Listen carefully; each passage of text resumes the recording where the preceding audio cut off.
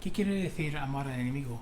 ¿Qué quiere decir ser perfecto como nuestro Padre Celestial es perfecto?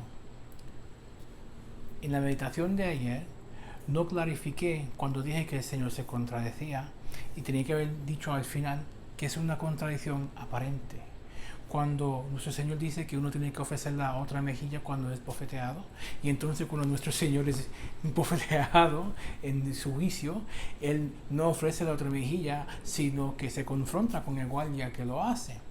Nuestro Señor nos está contradiciendo, porque es nuestra interpretación de lo que dice nuestro Señor en el Sermón del Monte. Es nuestra tendencia de hacer cosas absolutas, en que entonces no podemos combinar todo nuestro Señor y ver la integridad de las escrituras y de nuestro Señor en esta tierra. Y esto se ve claramente en el Evangelio de hoy.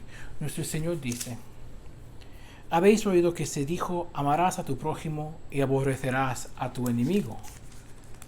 Yo en cambio os digo, amad a vuestros enemigos, hacer el bien a los que os aborrecen y rezar por los que os persiguen y calumnian.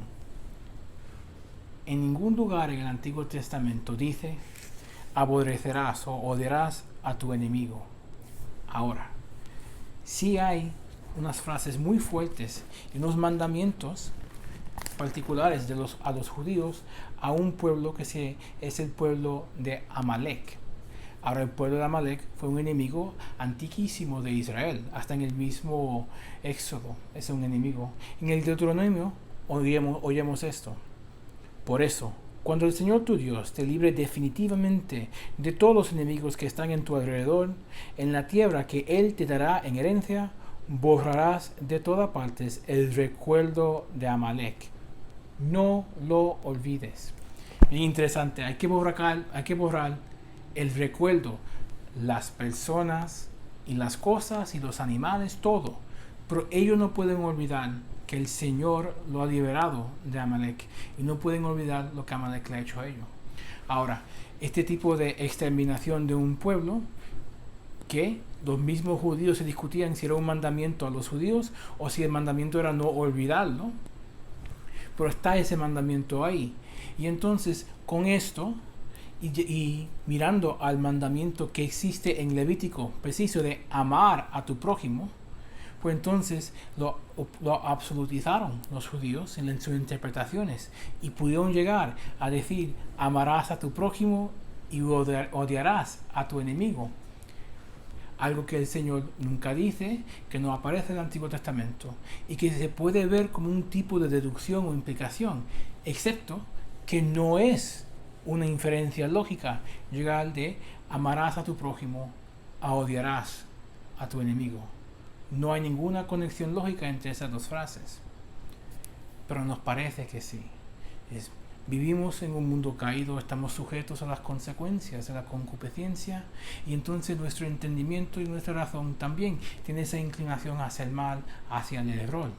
Y el error aquí es querer odiar al enemigo.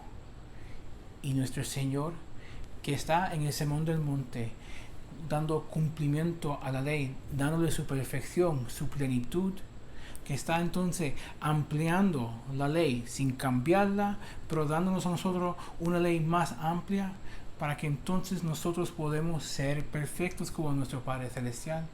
Nos manda a amar al enemigo, no solamente ignorarlo o dejarlo donde está o pelear contra él cuando hay que hacerlo, no, nos está mandando a amar al enemigo. Nos está mandando a tratar al enemigo como el prójimo.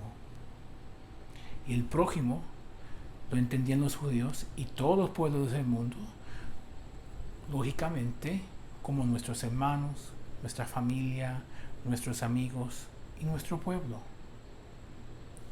Y aquí es que el Señor hace el cambio drástico, el cambio que todos saben, el cambio que se ve claramente en el Evangelio de Lucas con la parábola del buen samaritano. Porque nuestro Señor nos dice que nuestro prójimo es quien necesita de nuestra misericordia, quien necesita de nuestro amor. Es bien fácil decir que el prójimo es todo el mundo, la fraternidad humana que sí existe, la fraternidad entre los cristianos que se da por el bautismo, la fraternidad especial entre los católicos que se da por la comunión en el cuerpo de nuestro Señor. Pero si no amamos al que se presta con nosotros, si no le damos misericordia al que está en nuestro entorno, pues entonces no amamos a la fraternidad humana. Es muy fácil pensar en lo universal e ignorar lo singular, lo particular, la persona que necesita enfrente de nosotros.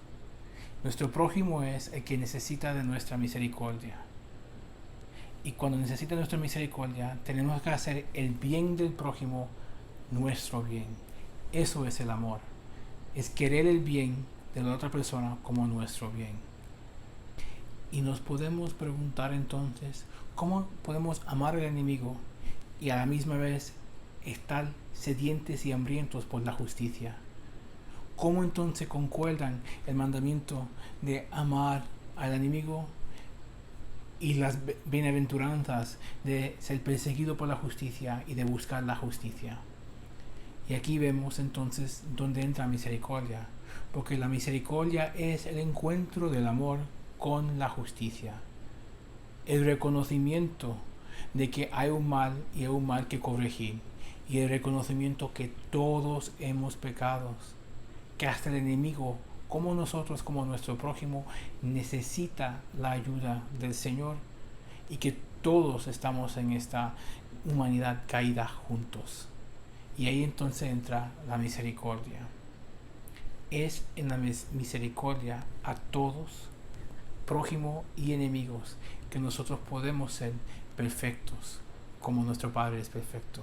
Es en la caridad que nosotros entonces nos acercamos más a Dios, recordando siempre que esa caridad misma es una infusión que el Señor nos da, pero en ejercerla con todos, incluso los que nos buscan hacer daño, en buscar el bien de todos. Pero acuérdate, personas particulares.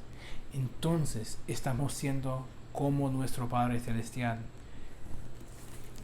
Así seréis hijos de vuestro Padre que está en el cielo, que hace salir su sol sobre malos y buenos, que manda la lluvia a justos e injustos.